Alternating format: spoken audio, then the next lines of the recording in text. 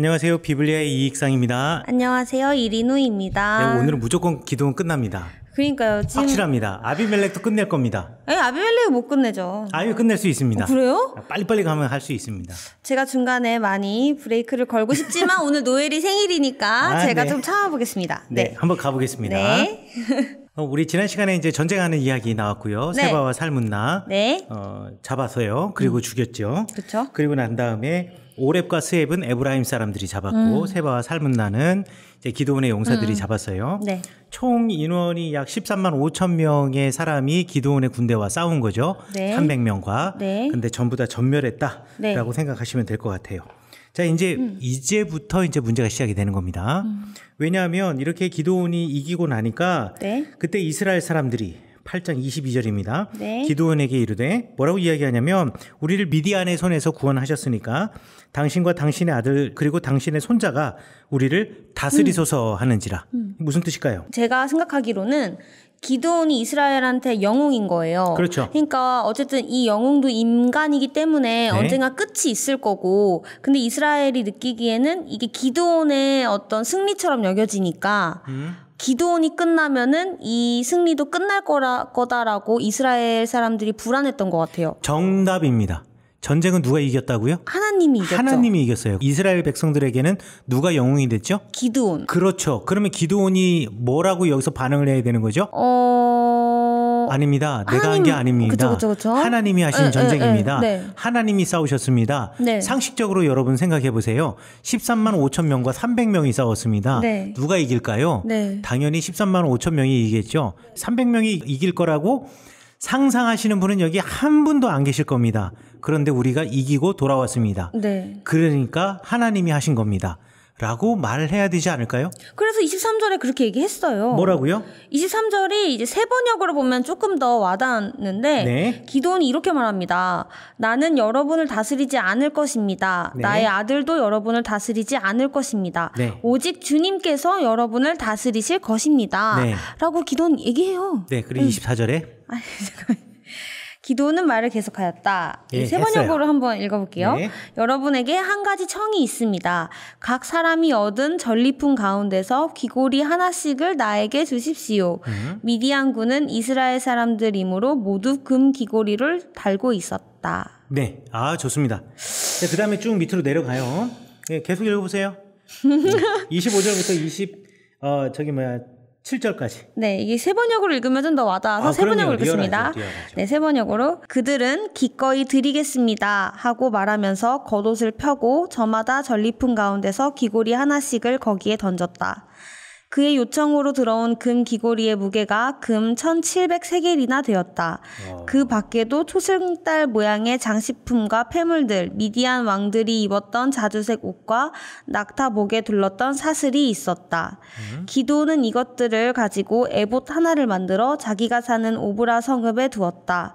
그러자 온 이스라엘이 그곳에서 그것을 음란하게 섬겨서 그것이 기드온과 그 집안의 올가미가 되었다. 자, 설명해 드릴게요. 자, 기드온에게 뭐라고 얘기했냐면 당신과 당신의 아들과 당신의 손자가 우리를 다스리게 해주세요 라고 이야기했어요. 이게 뭐냐면 왕이 되주세요 이런 뜻이에요. 사사는 세습이 아니잖아요.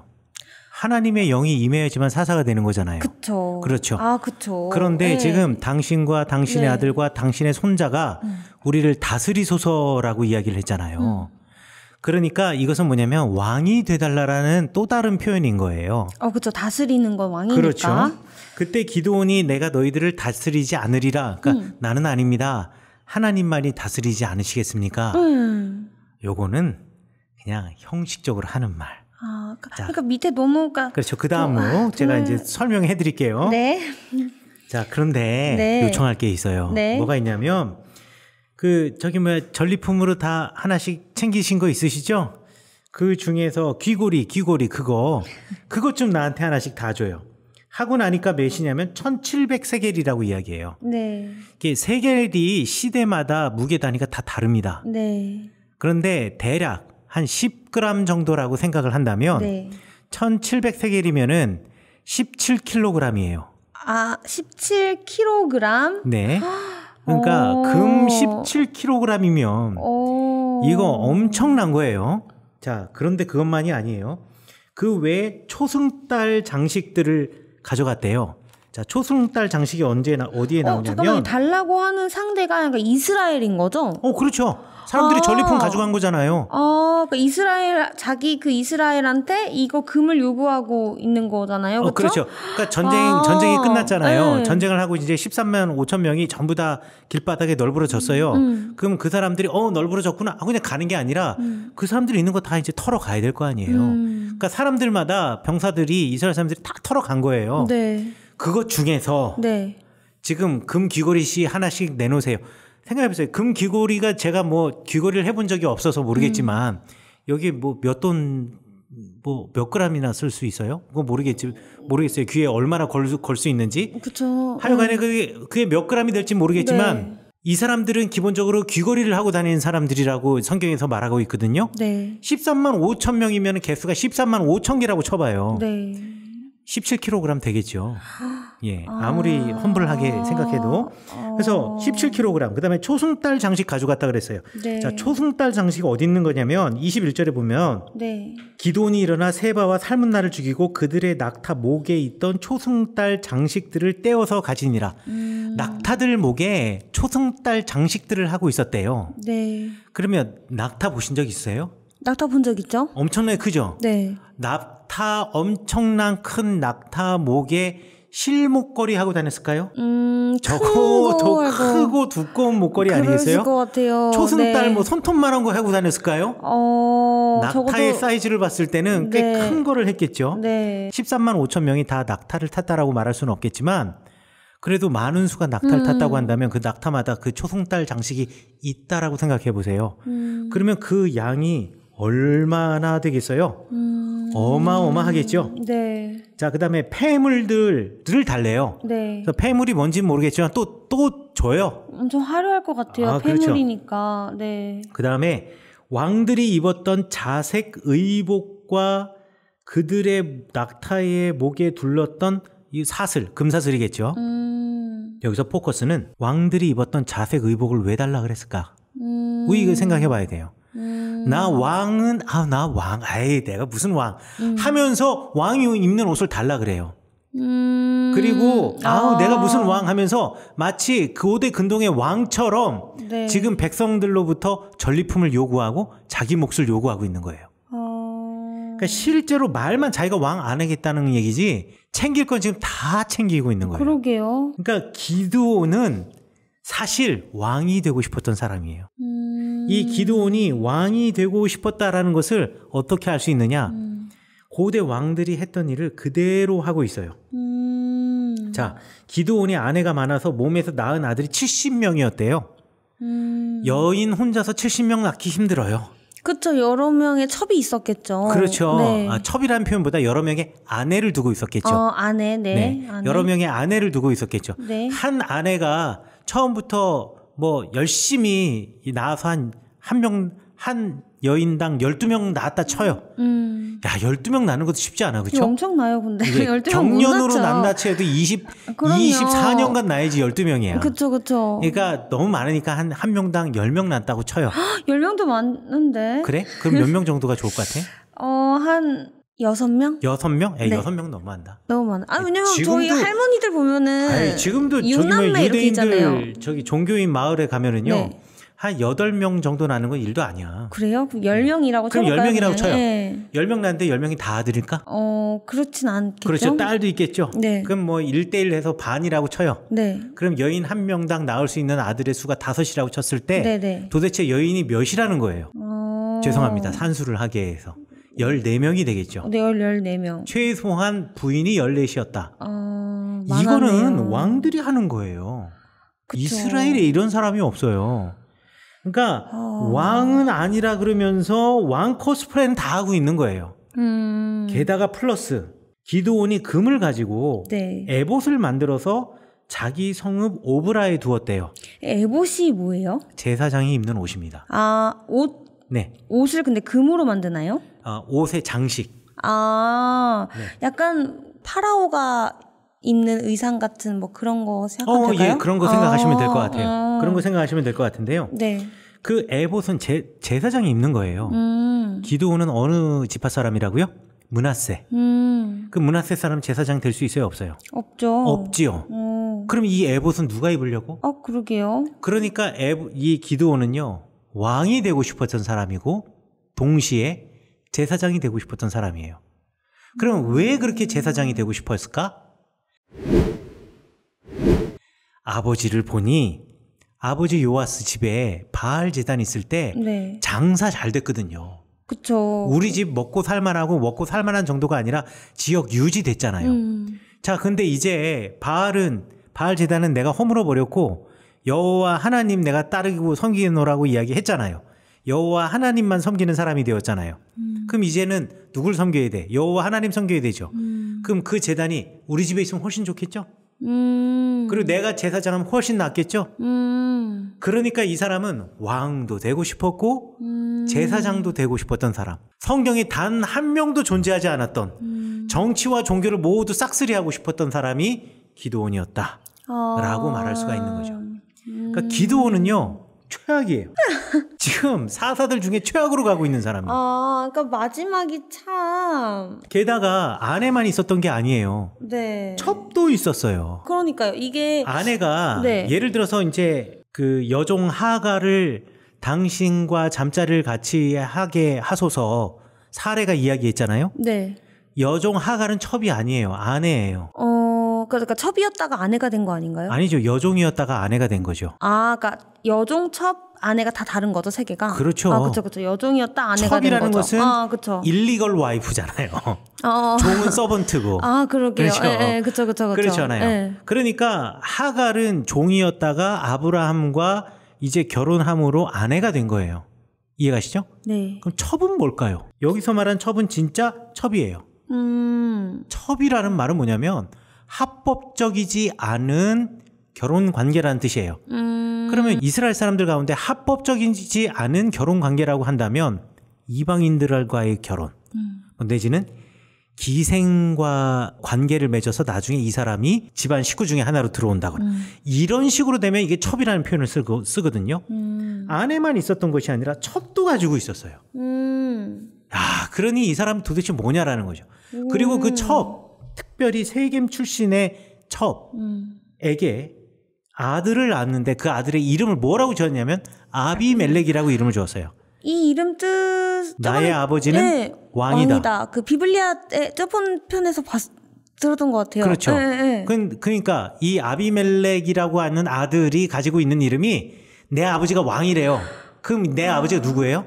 기드온이잖아요. 그렇죠. 기드온은 그냥 말만 나 아니에요라고 했지만 실제로 모든 걸 다 갖고 싶었던 사람. 정말 욕심이 디륵디륵 떨어지는 사람이라고 생각하시면 돼요. 그래서 기드온이 죽자마자 사람들이 돌아서서 바알들을 따라가 다시 음행하기 시작해서 왜? 예전에는 그래도 이곳에도 바알 산당이 있고 저곳에도 바알 산당이 있고 아무 데나 가서 예배 드릴 수 있어. 그 중에 하나였어. 근데 이제 여호와 하나님께 제사를 드리기 위해서 우리 집으로 모여라 해서 이거는 죄다 그 집에 가가지고 오히려 더 무서운 놈이야. 이렇게 생각하는 거죠. 야, 저 기드온 알고 보니까 더 무서운 사람이다, 저거. 우리 완전 피를 빨아먹네. 완전히 그냥 차라리 바알로 가지. 지금 이렇게 되는 거예요. 그러니까 사람들이 하나님을 기억하지 않고 오히려 하나님의 제단 앞에서 착취했던 사람, 왕이 되려고 했던 사람, 하나님을 지워버리고 자기가 그 자리에 올라 앉으려고 했던 사람, 이게 바로 기드온이라는 것을 우리가 알 수가 있는 거죠. 이제 아비멜렉의 이야기를 통해서 스스로 왕이 되고자 하였던 기드온 집안의 비극을 한번 보도록 하겠습니다. 들리는 말씀 울리는 마음 Welcome to the 비블리아. 열리는 성서 알리는 방송 Radio 비블리아. 자, 이제 기드온의 아들 아비멜렉 이야기를 들어가겠습니다. 기드온의 이야기를 통해서 우리가 알 수 있는 것처럼 하나님의 영이 한 번 임했다고 그 사사가 영원할 수도 없을 뿐더러 그렇다고 해서 그가 온전히 하나님으로부터 평생 은혜를 받고 복을 얻고 하나님의 사람으로 살아갈 수 있다라는 것을 보장받는 것은 아니라는 것을 우리가 알 수가 있어요. 네. 뭐 우리도 신앙생활 하다 보면 때로는 하나님 만나지만 그래서 내 삶을 바꾸지만 그럼에도 불구하고 다시 옛 모습으로 돌아가잖아요. 그런 것처럼 한 번 내가 하나님을 만나는 것이 중요한 것이 아니라 날마다 그 주님을 만나고 주님을 기대하고 또 주님과 동행하는 것이 얼마나 중요했던가. 오히려 하나님을 만나고 난 다음에 얻은 영광으로 인하여서 그 영광에 취해 있게 된다면 우리도 언제나 기도원 같은 사람이 될 수 있다라는 것. 오히려 그 마지막이 처음만 못한 사람이 될 수 있다라는 것을 우리가 기억해 보시면서 아비멜렉의 이야기를 들어가도록 할게요. 그 영광의 옷을, 그러니까 주님이 주신 영광의 옷을 입었을 때 정말 겸손해야 된다라는 거를 기도원을 통해서 많이 배운 것 같아요. 맞아요. 어쨌든 자신의 능력으로 된 것이 아니라 나를 통해 주님이 일하신 건데 마치 나의 능력인 양 행동을 했을 때에 당연히 응당 이스라엘을 향해서 그런 금기골이나 폐물들을 요구했던 기드온처럼 나도 내가 마주하는 모든 사람들한테 당연히 내가 이렇게 잘났으니까 너네가 날 이렇게 해줘야지 라고 잘못 착각하고 오해해서 행동할 수도 있겠다라는 생각들을 하면서 네. 정말 너무 좋은 메시지를 가지고 있는 것 같습니다. 자, 아비멜렉이라고 하는 사람은 어떤 사람이냐면 세겜에 있는 기드온의 첩의 아들이다라고 이야기를 해요.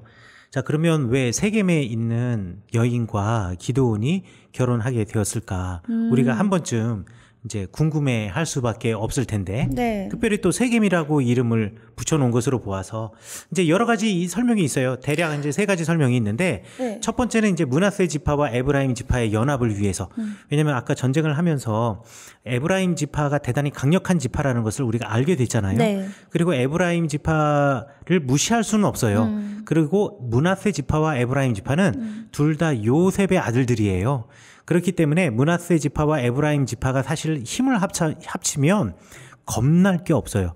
만약에 에브라임과 므낫세 땅을 합치잖아요. 그러면 전체 이스라엘 사람들이 가진 땅의 3분의 1 가까이가 돼요. 그러니까 엄청나거든요.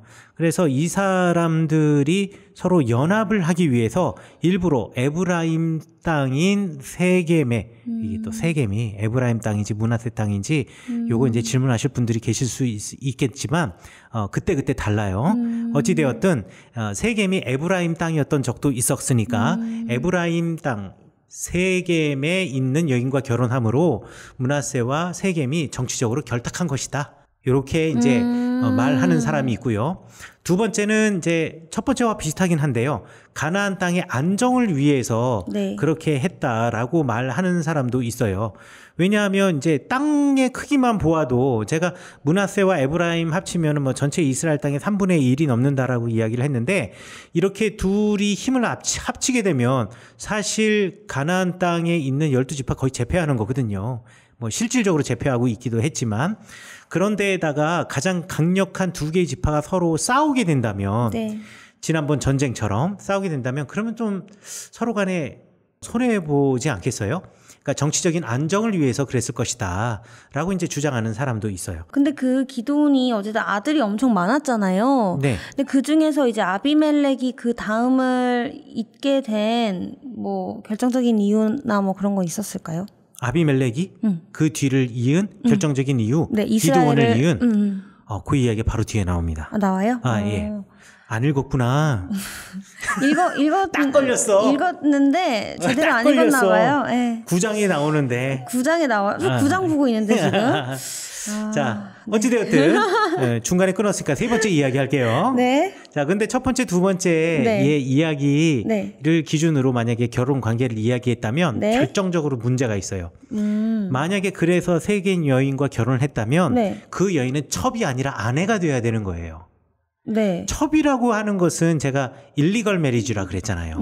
그런데 그냥 합법적인 결혼을 하면 첩이 아니라 아내가 되는 거거든요. 자, 그런데 만약에 에브라임 여인과 결혼을 했다. 그럼 첩이 될 이유가 없어요. 자기 지금 왕처럼 행동했잖아요. 12명이 되든 13명이 되든 하여간에 그 사람은 다 아내가 되는 거예요. 그런데 만약에 이것을 갖다가 첩이라고 표현을 했다라고 한다면 세겜의 여인이 이스라엘 백성 중에 하나가 아니었을 것이다 라고 추측해 볼 수 있는 거죠. 그렇다면 학자들 가운데 어떻게 해석하는 사람이 있냐면 네. 세겜 지역에 네. 정착해 있던 네. 토착민들 가운데 가장 강력한 부족의 여인 중에 하나가, 딸 중에 하나가 아니었겠는가. 그래서 네. 그 강력한 자기 에브라임과 므낫세의 거의 접경지에 있거든요. 이 세겜이. 거기서 강력한 힘을 가지고 있었던 이 사람들과 이 부족과 혼인 관계를 맺어서 정치적인 안정을 꾀하기 위해서 그러니까 외교적인 관계였을까요? 그렇죠. 외교적인 관계로 네. 이 여인과 결혼했던 것이 아니었던가라고 추측을 해볼 수가 있는 거예요. 자, 그런데 항상 역사에 보면 네. 아이러니가 이렇게 뭐 첩의 아들이거나 내지는 순서로 따지면은 내가 뭔가를 뭐 왕이 될 수 없고 뭐가 될 수 없는 아들이 더 똑똑 해가지고 막 네. 이제 그 형제들과 악하게. 서로 다투는 네. 딱 지금 그 얘기예요. 지금 기드온의 아들이 70명이나 있었는데 네. 이 70명보다 내가 왕이 되고 싶다라는 생각을 지금 아비멜렉이 한 거예요. 부전자전인 거죠.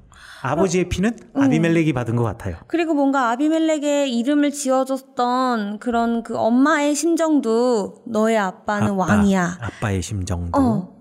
엄마, 그렇죠. 엄마의 심정이 될 수도 있고 아빠의 심정이 될 수도 있고. 아비멜렉의 이름을 근데 아비멜렉의 자식이 70명이나 됐는데 아비멜렉이 아니라 기드온. 그래서 기드온의 아들이 70명이나 됐는데 아버지의 그 입김보다 어머니 입김이 많이 들어가지 않았을까요? 뭐 그럴 수도 있을 것 같아요. 그렇죠? 아니 어쨌든 너의 아버지는 왕이야. 그러니까 너는 왕자야. 약간 이 말이잖아요. 그렇죠. 그렇죠. 네. 네. 그러니까 이제 그런 이름부터가 엄청난 그런 욕망이 보여요. 그렇죠. 네. 그러니까 이 사람이 이제 왕이 되고 싶은 사람, 네네. 왕이 되고 싶은 마음이 이제 스물스물 들기 시작한 거예요. 자, 그래가지고 이 사람이 세겜 사람을 이제 동요시킵니다. 동요시키는데요. 여기 보면 너희는 세겜의 모든 사람들의 귀에 말하여라. 네. 여룻바알의 아들 70명이 다 너희를 다스림과 한 사람이 너희를 다스림 어느 것이 너희에게 나으냐. 그리고 또 기억해라. 너희와 나는 고륙이다. 친척이다. 이게 한혈육이라는 거죠. 그렇죠. 네네. 그러니까 잘 생각해 보세요.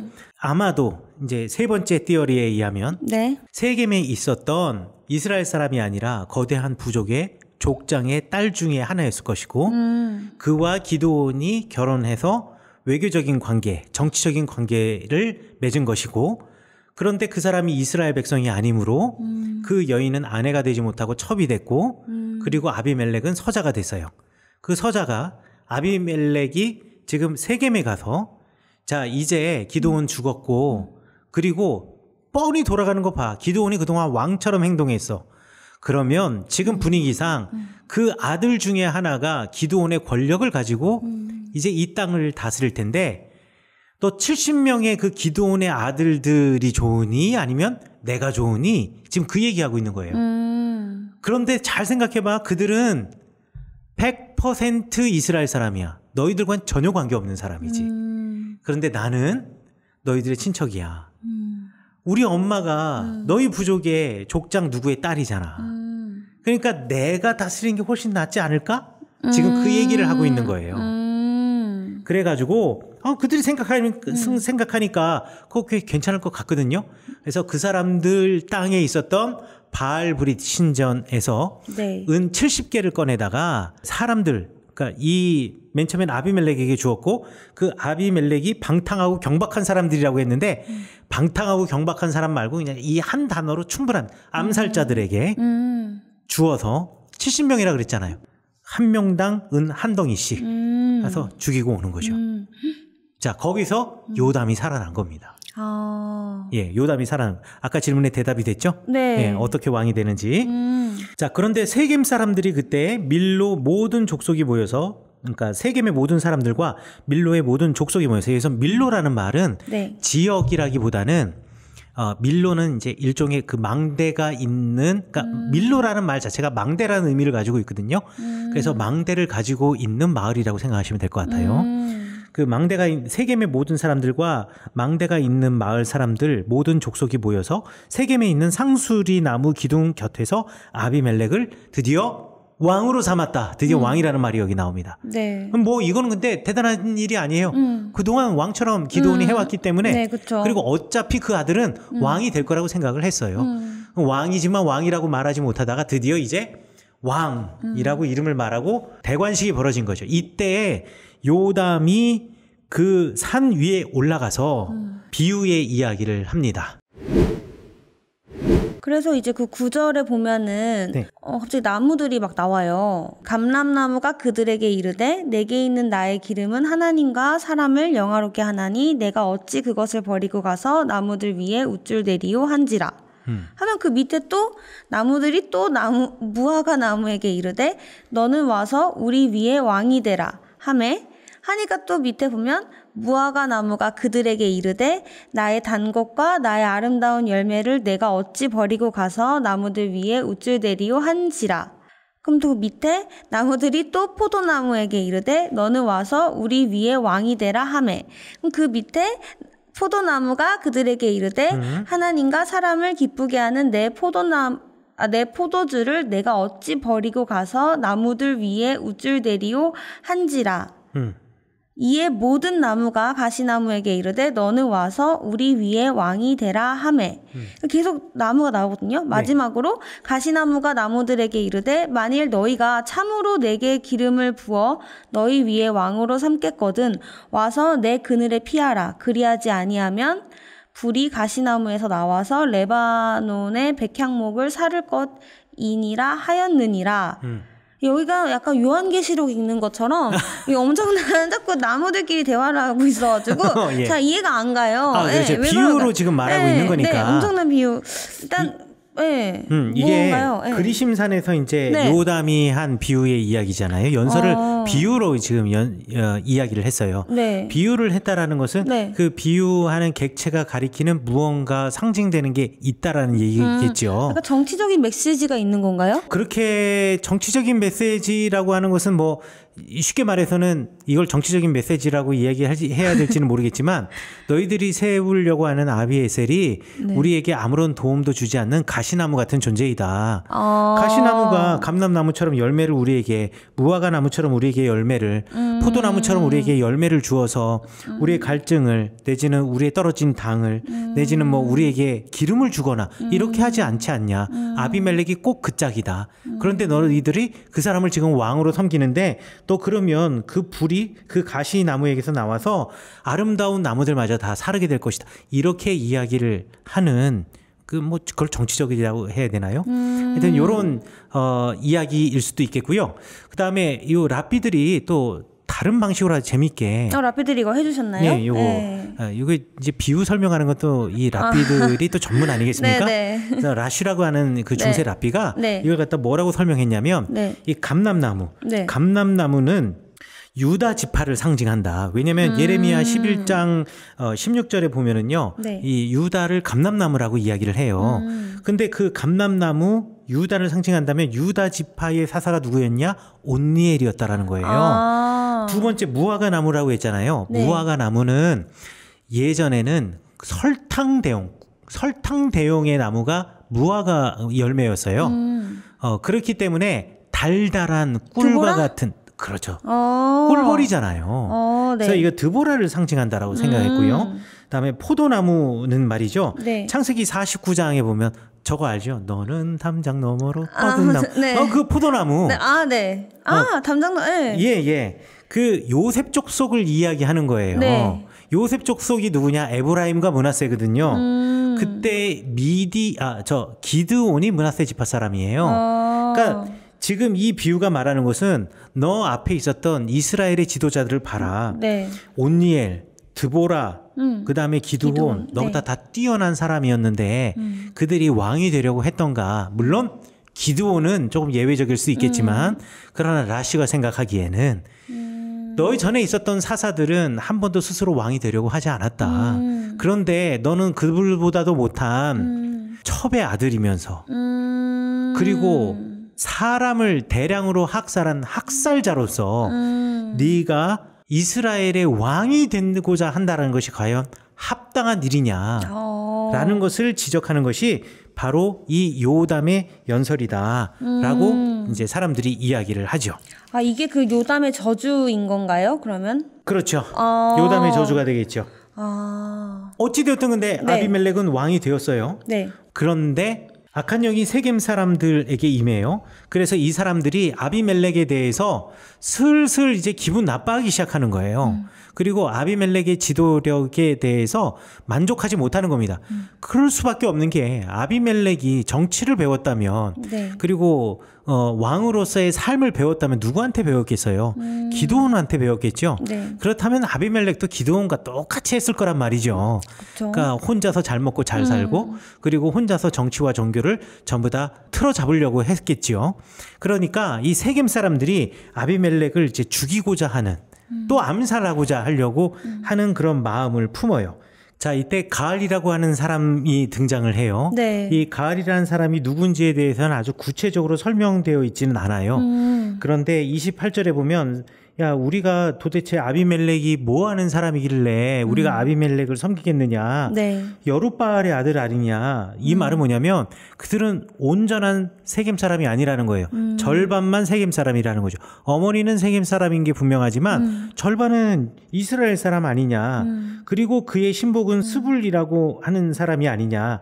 차라리 세겜의 아버지 하몰의 후손을 섬길 것이라 라고 이야기를 해요. 이야기는 뭐냐면 야, 절반만 세겜 사람인 아비멜렉을 섬길래 아니면은 오리지널 토바기를 왕으로 삼아 섬길래 이거를 물어보는 거예요. 그럼 이것으로 보아서 아마도 이 가알은 이 세겜의 토바기 중에 하나가 아니었을까 사람들이 추정을 하죠. 그런데 그 당시의 성읍, 그러니까 세겜 성읍에 있는 사람들은 네. 이 말을 대단히 싫어했어요. 왜냐하면 세겜 성읍에 있는 방백이라는 표현을 썼는데, 그러니까 지도자급에 있는 사람들이에요. 지도자급에 있는 사람들은 이 말을 너무 싫어했어요. 왜 싫어했냐면 그 지도자급에 있는 사람이 누구냐면 이 아비멜렉의 어머니 집안 사람 아니에요. 그쵸. 아비멜렉의 어머니가 세겜에서 한가닥하는 부족장의 딸이었을 테니까 그러니까 거기에 방백이라고 불려지는 지도자급에 있는 사람들도 다 경제적인 이해관계가 그 집안과 얽혀 있는 사람이에요. 그러니까 이 방백들 높은 사람들이 슬쩍 보내가지고 사람들을 보내서 이제 아비멜렉한테 그런 이야기를 해줘요. 그러나 그들과는 달리 저 밑바닥에 있는 사람들은 아니 뭐 기드온의 때나 아비멜렉의 때나 우리가 수탈당하는 거 똑같은데 뭐 그게 뭐가 달라 똑같네 진짜. 그러면 차라리 완전히 우리 세계문과 같은 사람이고 우리와 뜻을 같이 하는 듯 하게 보이는 가알을 우리가 따라가는 게 훨씬 더 낫지 않겠는가 사람들이 생각을 했던 거죠. 그래서 본격적으로 아비멜렉과 가알 간에 전쟁이 벌어지는 겁니다. 자, 이제 전쟁 이야기, 이제 구체적인 이야기가 34절 이하로 나오는데요. 네. 아비멜렉과 그 백성들, 아비멜렉과 뜻을 함께하고 있던 그 백성들이 이제 가알을 습격하기 위해서 이제 매복을 해요. 네. 근데 에벳의 아들 가알은 그것도 모르고 성문 입구에 나와가지고 딱 서 있는 거예요. 이게 벌써 가알이 왕놀이 하고 있는 거예요. 왜냐하면 한 성읍의 벌써부터. 가장 최고의 지도자, 왕이나 내지는 장로들은 항상 성문 입구에 서서 재판을 했거든요. 그러니까 성문 입구에 에벳의 아들 가알이 섰다라는 얘기는 가알이 벌써 왕놀이 시작했다라는 거예요. 그때의 아비멜렉이 지금 가알과 그를 따르는 사람들을 지금 공격하는 이야기가 9장 34절 이후에 쭉 나와요. 그리고 아비멜렉이 압도적인 군사력으로 가알을 무찌릅니다. 네. 그리고 세겜 사람들은 이제 아비멜렉에게 죽지 않기 위해서 세겜에 있는 하나의 망대로 이제 숨어 들어가게 되는 거예요. 그런데 이 숨어 들어간 이 망대를 갖다가 포위하고 이것을 점령하기 위해서 아비멜렉이 망대 앞에 이르러서 공격을 하는 52절입니다. 네. 아비멜렉이 망대 앞에 이르러서 공격하면서 망대의 문에 가까이 나아가서 그것을 불사르려고 했다. 그러니까 성이 있으면 성문은 돌이 아니잖아요. 네. 성문은 나무란 말이죠. 고대 사회는 다 그랬어요. 성문에 빨리 불을 붙이는 게 중요해요. 그래야지 성문이 열리니까. 거기다 불을 붙였어요. 불을 붙이려고 가요. 그런데 그때 53절이 가장 유명한 이야기죠. 우리 아비멜렉의 이야기 중에 한 여인이 맷돌 윗짝을 아비멜렉의 머리 위에 내려 던져 그의 두개골을 깨뜨렸다라고 이야기를 합니다. 그러니까 공포정치로 권력을 유지했던 아비멜렉 네. 그리고 압제를 했던 이 아비멜렉이 그 세겜 사람들이 도망갔던 데베스라는 곳까지 쫓아가 가지고 이 사람들을 완전히 진압할 거라고 생각을 했는데 이름 모를 여인에 의해서 그 위대한 이름 아비멜렉이라는 이름이 순식간에 지워졌다라는 것, 이거를 통해서요 왕이 되려고 했던 자 그리고 왕이 되고자 했던 원대한 꿈을 가지고 그런 큰 이름을 갖고 있었던 자가 이름도 알지 못하는 여인에 의해서 죽임을 당했다라는 것은 왕이 되고자 해서 내 이름을 떨치려고 했던 사람은 결국 하나님으로부터 이름 모를 무언가에 의해서 결국 내 이름이 부끄러워지게 될 것이다. 역사에서 내 이름이 사라지게 될 것이다 라는 것을 지금 사사기를 기록한 역사가가 이야기를 하고 있는 거예요. 아비멜렉도 사사인가요? 아닙니다. 아니죠. 왕이었죠. 사사기에 사사도 아닌 아비멜렉의 이야기가 왜 이렇게 길게 나왔는가 우리가 생각을 해봐야 돼요. 사실 첫 번째, 이건 뭐 저의 뇌피셜일 수도 있어요. 첫 번째, 기드온 때문입니다.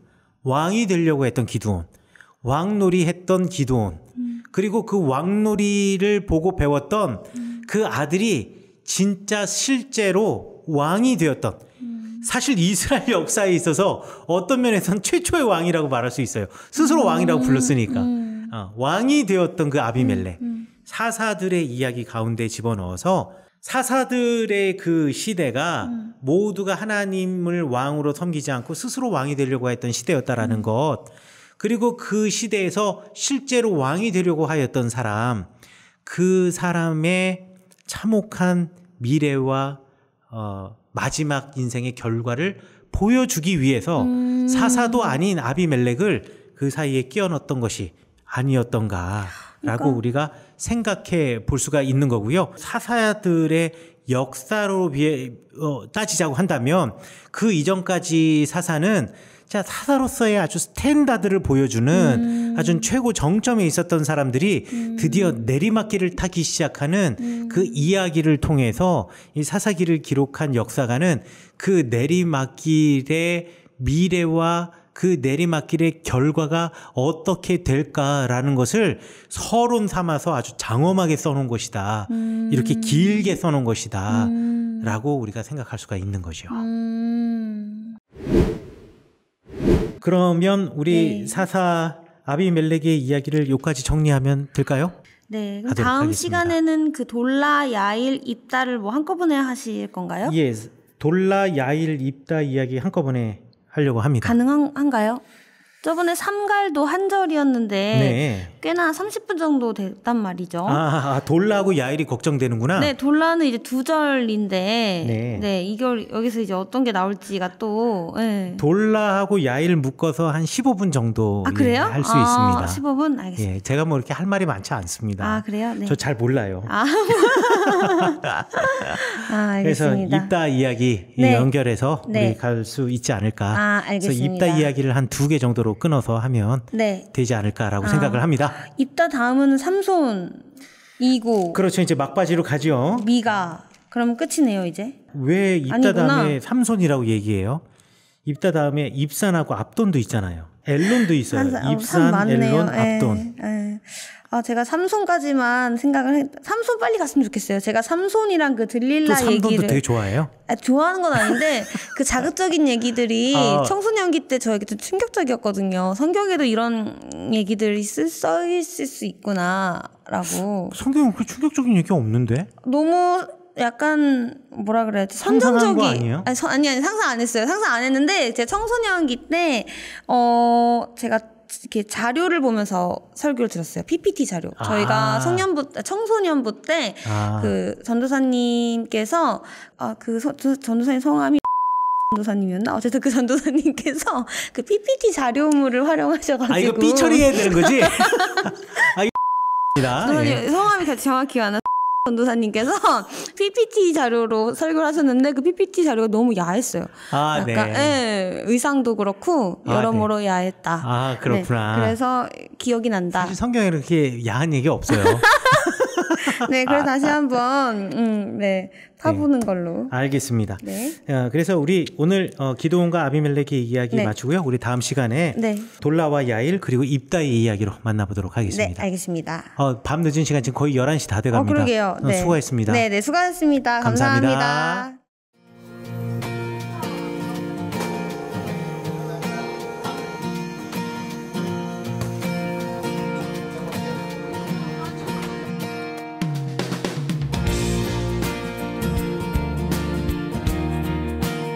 저희 병원은 21주년이 됐고요. 소아, 청소년, 성인을 전문적으로 치료하고 있는 재활 전문 병원입니다. 우선은 환자분들이 편안한 환경에서 마음 놓고 치료받을 수 있으면 좋겠습니다. 그 안에서 마음껏 치료하고 재활할 수 있어서 정말 사회와 가정으로 복귀할 수 있는 그러한 병원이 되고 있으면 좋겠습니다.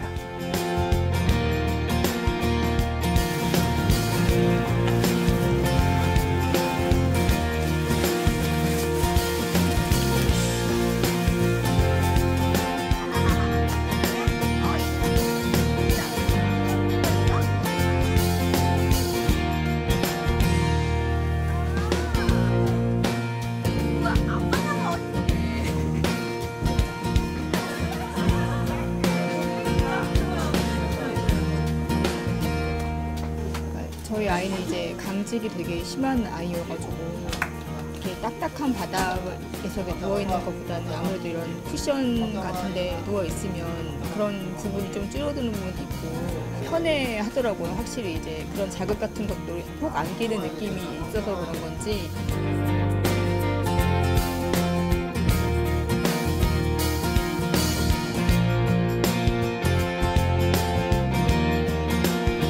치료실 바닥이 좀 많은 사람들이 공통적으로 이용하기 때문에 좀 규격화되어 있어요. 그렇기 때문에 내 몸에 꼭 맞는 그런 편안함을 주기가 어려운데 요기보 제품 같은 경우를 이제 치료에 같이 사용을 하면 그런 기능적인 회복 말고도 치료 과정에서도 아이들이 편안함이나 안락함을 느낄 수 있는 그런 것들을 더 더불어 제공해 줄 수 있어서 아이들이나 보호자분들이 많이 좋아하십니다.